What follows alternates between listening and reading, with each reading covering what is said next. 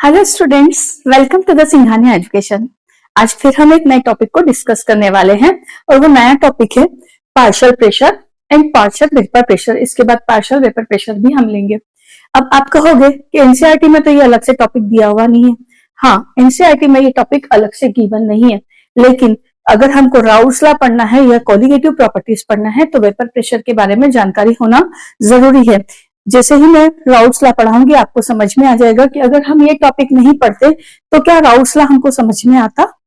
तो हम ये स्टार्ट करने वाले हैं वेपर प्रेशर। अब वेपर प्रेशर का मतलब क्या है, पहले तो हम सीधे सिंपल एक एग्जांपल लेते हैं कि अगर मैंने एक बाउल लिया और उसमें पानी भर करके मेरे कमरे में रख दिया। मान लो मैंने उसको 2 घंटे 4 घंटे 8 घंटे बाद देखा उसमें, तो क्या मिला मुझे कि जो पानी का अमाउंट है वो कम हो गया, क्योंकि अभी तो गर्मी की सीजन है, समर सीजन है, तो बहुत टेम्परेचर हाई है, तो पानी का अमाउंट हमें कम दिखा। 2-3 दिन बाद मैंने उस बाउल को देखा तो बाउल में पानी पूरा खत्म हो चुका था, जबकि यहाँ पर उस पानी को पीने वाला कोई नहीं था या यूज करने वाला कोई नहीं था। तो क्या हुआ? पानी इवेपोरेट हो गया। हम जनरल भाषा में ये सारी बात समझते हैं कि पानी इवेपोरेट हो गया। तो मैंने एक ओपन कंटेनर लिया था जिसको मैंने कमरे में भर के रख दिया था। 2-3 दिन बाद में उसका पानी इवेपोरेट हो गया, मतलब पानी के पार्टिकल, जितने भी वाटर के पार्टिकल थे वो गैसियस स्टेट में, मतलब लिक्विड की गैसियस स्टेट को हम वेपर बोलते हैं, तो वेपर स्टेट में चेंज होकर के वो एटमॉस्फेयर में चले गए और हमारा कंटेनर खाली हो गया। तो ये सिचुएशन यही वाली है। इसमें क्या हुआ कि ये जब मैंने पानी इसमें फिल किया था तो इवेपोरेशन हो रहा था। इवेपोरेशन क्यों हो रहा था ये भी समझ लेते हैं। यहाँ पे 2 तरह के पार्टिकल होंगे अगर मैं इस लिक्विड को एक कंटेनर में भर देती हूँ। एक वो पार्टिकल जो सरफेस पे है, दूसरे वो पार्टिकल जो कि बल्क पार्ट में है। बल्क पार्ट के पार्टिकल की एनर्जी कम होती है। क्यों कम होती है? क्योंकि बल्क वाला जो पार्टिकल है, ये वाला जो पार्टिकल है, इसके सराउंडिंग में पार्टिकल्स हैं जिनसे सराउंडेड है, और वो क्या कर रहे हैं, इक्वल एंड अपोजिट डायरेक्शन में फोर्स ऑफ अट्रैक्शन लगा रहे हैं, और चारों तरफ से वो फोर्स ऑफ अट्रैक्शन लगा रहे हैं। जब चारों तरफ से इसमें फोर्स ऑफ अट्रैक्शन है, तो मैंने आपको पहले ही समझा दिया था कि जब भी फोर्स ऑफ अट्रैक्शन होगा, एनर्जी क्या होगी, रिलीज होगी। एनर्जी रिलीज होगी मतलब क्या हुआ, इस पार्टिकल की एनर्जी कम है। अब अगर हम सरफेस के पार्टिकल की बात करें तो सरफेस पे नीचे की तरफ तो लिक्विड के पार्टिकल हैं जो कि फोर्स ऑफ अट्रैक्शन अप्लाई कर रहे हैं, लेकिन अपर साइड पे कोई भी पार्टिकल अवेलेबल नहीं है जो फोर्स ऑफ अट्रैक्शन लगा रहा है। दैट इज व्हाई ये जो पार्टिकल है इसकी एनर्जी कुछ ज्यादा होगी इस पार्टिकल से, क्योंकि इस पर force of attraction come exert हो रहा है। जब इसकी एनर्जी ज्यादा होती है और साथ ही साथ जो लिक्विड के पार्टिकल होते हैं वो मूविंग होते हैं, एक दूसरे से कोलाइड करते हैं। कोलिजन के कारण से कभी कभी इनका आपको पता है, कोलिजन के कारण से मोमेंटम एक्सचेंज होता है। मोमेंटम एक्सचेंज होता है तो क्या होता है, कुछ पार्टिकल की एनर्जी ज्यादा हो जाती है और वो वेपोराइज हो जाते हैं। तो इवेपोरेशन की प्रोसेस में वो वेपोराइज हो गए। अब यहाँ पे जो पार्टिकल आ गए वेपर्स के, वो भी तो मूवेबल है, वो भी आपस में टकराएंगे, वो भी आपस में कोलाइड करेंगे, और साथ ही साथ इस लिक्विड की सरफेस पे भी कोलाइड करेंगे, क्योंकि वो लिक्विड की सरफेस से बहुत ज्यादा ऊपर नहीं जा पाए, उनकी एनर्जी इतनी ज्यादा नहीं हुई है इनिशियली। तो कुछ पार्टिकल की एनर्जी तो बहुत ज्यादा हो गई, तो वो क्या हो गए, एटमॉस्फेयर में चले गए, क्योंकि ये कंटेनर खुला है, ओपन है। लेकिन कुछ पार्टिकल जो यहीं पे हैं वो क्या कर रहे हैं, कोलाइड कर रहे हैं लिक्विड की सरफेस से।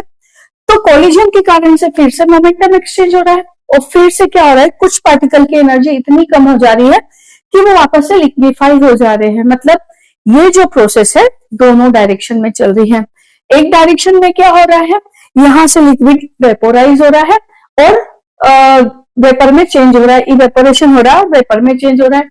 Simultaneously the vapours of the liquid changes into the liquid on the collision of surface of the liquid. तो यहाँ पे कंडेंसेशन भी हो रहा है, इस प्रोसेस को हम कंडेंसेशन बोलते हैं। तो ये जो दोनों प्रोसेस है एक दूसरे के अपोजिट डायरेक्शन में चल रही है। लिक्विड चेंज हो रहा है वेपर में, लिक्विड जब चेंज हो रहा है तो हम उसको बोलेंगे इवेपोरेशन, और वेपर जब कंडेंस हो रही है, वेपर जब लिक्विड में चेंज हो रही है तो उसको हम बोलते हैं कंडेंसेशन। अब मैंने ये कंटेनर को क्लोज कर दिया, एक कंटेनर को क्लोज कर दिया और एक यहाँ पे मैनोमीटर लगा दिया, एक डिवाइस लगा दी मैनोमीटर। इनिशियली ये जो कंटेनर था इवैक्यूएटेड था, मतलब इसमें कोई भी एयर वगैरह नहीं थी, और इसमें मैंने क्या किया, लिक्विड भर दिया। लिक्विड जैसे ही भरूंगी तो किसी भी टेम्परेचर पे, मैंने मान लिया 298 केल्विन टेम्परेचर ले लिया, 298 केल्विन टेम्परेचर पे इसको भर के रखा। अब शुरुआत में क्या होगा, ये जो मैनोमीटर था इवैक्यूएटेड वेसल था, तो यहाँ पे प्रेशर की कोई वैल्यू थी ही नहीं, प्रेशर 0 था। लेकिन जैसे ही मैंने लिक्विड भरा, धीरे धीरे जो लिक्विड के पार्टिकल इवेपोरेट होने लग गए, इवेपोरेट होने लग गए तो यहाँ पे क्या हुआ, प्रेशर एक्सर्ट होने लगा, और मैनोमीटर की कुछ हाइट इंक्रीज हो गई, धीरे धीरे इंक्रीज हो गई, धीरे धीरे इंक्रीज होती जा रही है। इसका मतलब क्या है, यहाँ पे number of particles in the vapour state increase हो रहे हैं। अब एक समय ऐसा आया जब यहाँ पर ये फिक्स हो गया। अब मैंने इसके बाद देखा तो इसकी हाइट इंक्रीज नहीं हो रही थी। मतलब क्या हुआ कि यहाँ पर ये प्रोसेस दोनों डायरेक्शन में चल रही है, लिक्विड चेंज हो रहा है वेपर में, वेपर चेंज हो रहा है लिक्विड में। तो इनिशियली क्या था, इनिशियली जब इसकी हाइट बढ़ रही थी मैनोमीटर की, तो क्या था, initially rate of evaporation greater था रेट ऑफ कंडेंसेशन से। तो क्या हो रहा था कि इवेपोरेशन ज्यादा स्पीड से हो रहा है और कंडेंसेशन कम स्पीड से हो रहा है, तो यहाँ पे प्रेशर इंक्रीज हो रहा है, प्रेशर इंक्रीज हो रहा है तो यहाँ पर जो मरकरी है उसका लेवल इंक्रीज होता जा रहा है। परंतु एक पॉइंट ऐसा आया जब क्या हुआ कि rate of evaporation will be equal to rate of condensation. जितने नंबर ऑफ पार्टिकल यहां से इवेपोरेट हुए थे, उतने ही नंबर ऑफ पार्टिकल वापस से कंडेंस हो गए। तो यहाँ पे क्या हुआ, जो वेपर फेज है वो, अब वेपर का जो प्रेशर है वो क्या हो गया, कांस्टेंट हो गया। कांस्टेंट होने से अब जो ये मैनोमीटर है, इसमें जो मरकरी की हाइट बढ़ रही थी, अब वो कांस्टेंट हो गई। इस सिचुएशन को हम बोलते हैं इक्विलिब्रियम। और इस इक्विलिब्रियम पर जो number of particle vapour phase में है वो भी कांस्टेंट रहेंगे, जो number of particle liquid phase में है वो भी कांस्टेंट रहेंगे। और इस समय पर जो ये वेपर इस लिक्विड के सरफेस पे प्रेशर एक्सर्ट करेगी, वही प्रेशर इस लिक्विड का क्या कहलाएगा, वेपर प्रेशर कहलाएगा। मैंने यहाँ पे अभी सिंगल लिक्विड भरा है, समझ लो मैंने वाटर भरा है। तो यहाँ पर इस सिचुएशन पे जो प्रेशर आ रहा है उसको हम क्या बोलेंगे, vapour pressure of water at constant temperature. Temperature constant होना चाहिए। तो इस प्रेशर को हम क्या बोलेंगे, वेपर प्रेशर ऑफ वाटर, क्योंकि मैंने यहाँ वाटर लिया है। अगर मैं यहाँ कोई और लिक्विड लूंगी तो मैं क्या बोलूंगी, वेपर प्रेशर ऑफ लिक्विड। ये जो वेपर प्रेशर है ये प्योर लिक्विड का है, मैंने यहाँ पे मिक्सचर नहीं लिया है। तो हम किसी भी लिक्विड को लेंगे तो जो उसका वेपर प्रेशर होगा किसी एक पर्टिकुलर टेम्परेचर पर हमेशा कांस्टेंट होगा। अगर मैंने 298 केल्विन लिया है तो यहाँ पे जो भी प्रेशर की वैल्यू आ रही है वो इसके लिए कांस्टेंट होगा। अगर मैं टेम्परेचर बदल दूंगी तो प्रेशर बदलेगा, परंतु एक पर्टिकुलर टेम्परेचर पर ये कांस्टेंट वैल्यू देगा अगर प्योर लिक्विड है तो अब हम इसको डिफाइन कर लेते हैं कि वेपर प्रेशर क्या हो गया। वेपर प्रेशर को हम कैसे डिफाइन कर सकते हैं, it is the pressure exerted by the vapor of any liquid on the surface of liquid at equilibrium at constant temperature, temperature, and it is constant value for a particular liquid at constant temperature. तो इस तरह से हमने vapour pressure को क्या कर दिया, define कर दिया. अब व्हाट इफ अगर मैं यहां पे दो लिक्विड का मिक्सचर ले लूं, लेते हैं एग्जांपल. अगर मैंने दो लिक्विड का मिक्सचर लिया,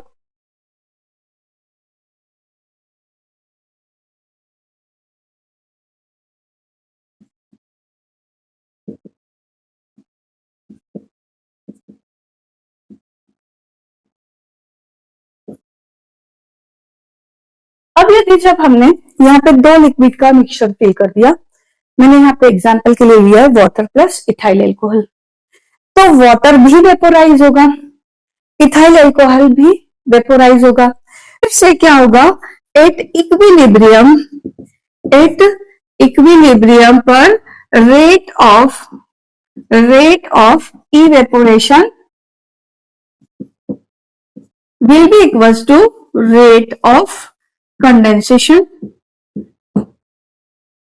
शॉर्ट फॉर्म में लिख दिया मैंने, rate of condensation.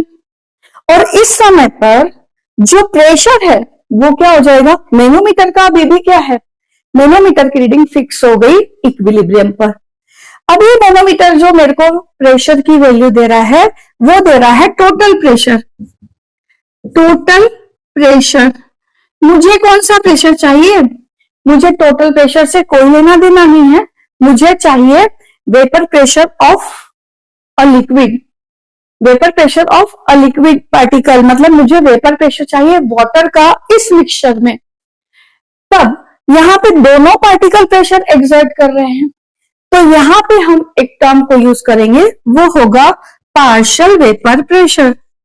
Partial vapour pressure, and it can be defined as pressure exerted by each gas on the surface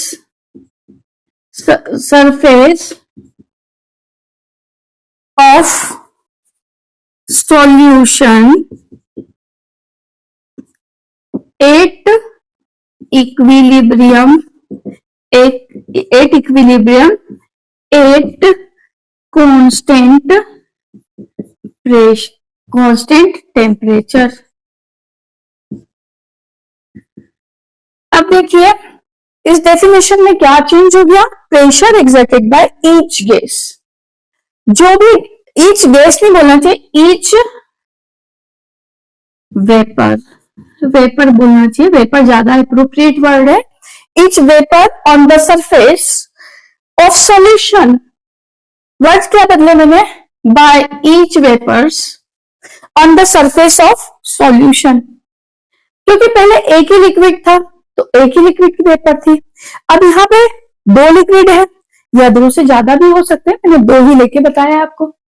तो जितनी भी मिक्सचर लिए हमने, जितने भी लिक्विड का मिक्सचर लिया है, उन सारे लिक्विड की वेपर्स का जो हर लिक्विड की वेपर है, ईच लिक्विड की वेपर है, वो प्रेशर एक्सर्ट कर रही है, वो उस लिक्विड का क्या कहला रही है, उस लिक्विड का पार्शियल वेपर प्रेशर कहला रही है. पार्शियल वेपर प्रेशर कहला रही है. Let's suppose pressure exerted by the water particle, pressure exerted by the water particle को हम लिखते हैं PW से. Pressure exerted by the ethyl alcohol के पार्टिकल को हम लिखते हैं PETYH. Then pressure exerted by the water vapour, pressure exerted by the pressure exerted by water vapor is known as is known as partial pressure, partial vapor pressure of water in solution. इसी तरह से pressure exerted by ethyl alcohol vapor will be equals to, मतलब उसको क्या कहेंगे हम, partial vapor pressure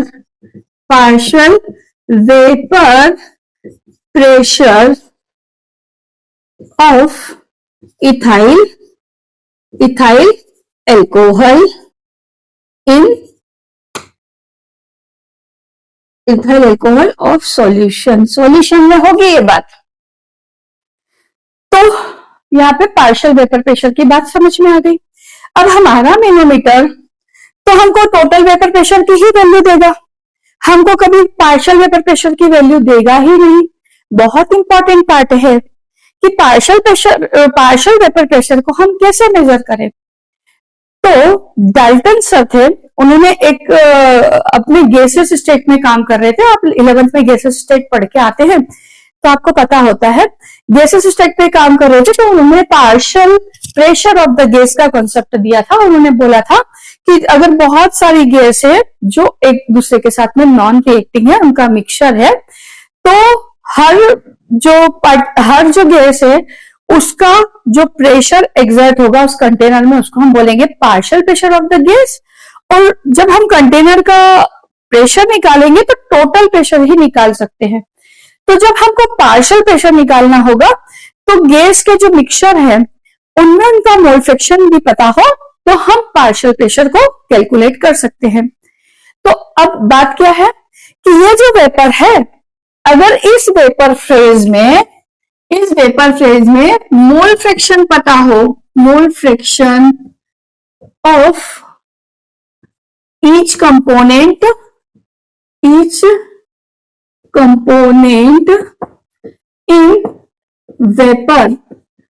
in vapour बहुत important बात है। देखो दो बात होगी, यहां पे भी मिक्सचर लिया है मैंने दो लिक्विड का, तो यहाँ पे होगा मोल फ्रैक्शन दोनों का।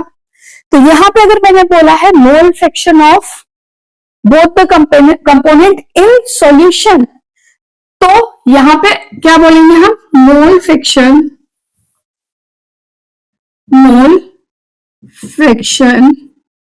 Of each component in solution. तो हम इसको किससे रिप्रेजेंट करेंगे, मान लो हमने वाटर लिया तो x वाटर और x इथाइल एल्कोहल। अब हमने हमारी कन्वीनियंस के हिसाब से यहाँ पे जो वेपर फेज में मोल फ्रैक्शन है उसको हमने रिप्रेजेंट किया है y से। मान लो यहाँ पे वाटर वेपर का जो मोल फ्रैक्शन है वो है y वाटर, और जो इथाइल एल्कोहल के पार्टिकल है वेपर फेज में उनका मोल फ्रैक्शन है y इथाइल एल्कोहल। तो अब हमें निकालना है पार्शियल प्रेशर ऑफ वाटर और partial pressure of ethyl alcohol. Manometer से मुझे क्या मिल जाएगा, टोटल प्रेशर। तो मैं इसको कैलकुलेट करके बताती हूँ। ये आपको बहुत इंपॉर्टेंटली याद रखना है क्योंकि राउल्स लॉ, कोलिगेटिव प्रॉपर्टी सब जगह काम आएगा। बैरोमीटर में कौन सी रीडिंग दी है, पी टोटल। अब इस पी टोटल में पार्शियल वेपर प्रेशर है किसका, वाटर का, जिसको हम स्मॉल पी से रिप्रेजेंट करेंगे, और पी जो टोटल लिया है मैंने उसको कैपिटल पी से रिप्रेजेंट कर दिया है। तो यहाँ पे partial vapour pressure of water plus partial vapour pressure of ethyl alcohol. अब बात यह है कि मैं तो यही मेजर कर सकती हूँ टोटल प्रेशर, मुझे पार्शियल वेपर प्रेशर की वैल्यू कहां से मिलेगी। तो पार्शियल वेपर प्रेशर की वैल्यू मिलेगी कैसे, with the help of P total and mole fraction of each component in the vapour phase. तो मैं क्या निकालूंगी, मान लो मुझे निकालना है partial pressure of water, this will be equals to mole fraction of water vapour. मैं WV लिख देती हूँ, इससे समझ में आ जाएगा वाटर वेपर फेज में काम कर रहे हैं। And total pressure and total pressure ये किसका मिला मुझे? Partial pressure of water. Similarly partial vapour pressure of ethyl alcohol भी निकाल सकते हैं अब तो, क्योंकि मोल फ्रैक्शन अगर हमको वाटर का पता है तो इथाइल अल्कोहल का भी मालूम पड़ जाएगा। तो यहाँ पे क्या आएगा? Mole fraction of ethyl alcohol vapours, vapour phase में बात हो रही है, into total pressure. Total pressure की रीडिंग आ गई मैनोमीटर से। ये पार्शियल वेपर प्रेशर हम यहाँ पे कैलकुलेट कर सकते हैं, और यहाँ पे हमको पार्शियल मोल फ्रैक्शन हम यहाँ पे कैलकुलेट कर सकते हैं, और उसकी हेल्प से हम पार्शियल वेपर प्रेशर को कैलकुलेट कर सकते हैं। दैट इज हाउ मैंने आपको दोनों टर्म को बहुत अच्छे तरीके से डिटेल में समझाया है। इसके बिना राउल्ट्स लॉ पढ़ना इम्पॉसिबल है। तो समझाया है vapour pressure and partial vapour pressure. अगर दो लिक्विड का सॉल्यूशन दिया है तो पार्शियल वेपर प्रेशर, ये दोनों बातें आपको एक्सप्लेन की हैं। अब हम नेक्स्ट लेक्चर में बहुत इंपॉर्टेंट लेक्चर के साथ में आ रहे हैं, और वो है राउल्ट्स लॉ। राउल्ट्स लॉ को पूरा एक दिन लगेगा मुझे, क्योंकि मैं उसका ग्राफ वगैरह भी अच्छे से समझाऊंगी, क्योंकि मुझे पता है आप क्वेश्चन क्यों नहीं कर पाते, क्योंकि आपको जो ग्राफिकल एनालिसिस करना नहीं आता। ग्राफ का एनालिसिस करना आ जाए तो आप कई क्वेश्चन तो ऐसे ही बना दोगे। तो ग्राफ भी समझाऊंगी, राउल्ट्स लॉ समझाऊंगी, फिर ग्राफ समझाऊंगी, देन फिर हम न्यूमेरिकल करेंगे। तो हम नेक्स्ट लेक्चर में मिलते हैं, तब तक के लिए bye bye. Thank you for coming to the Singhania education.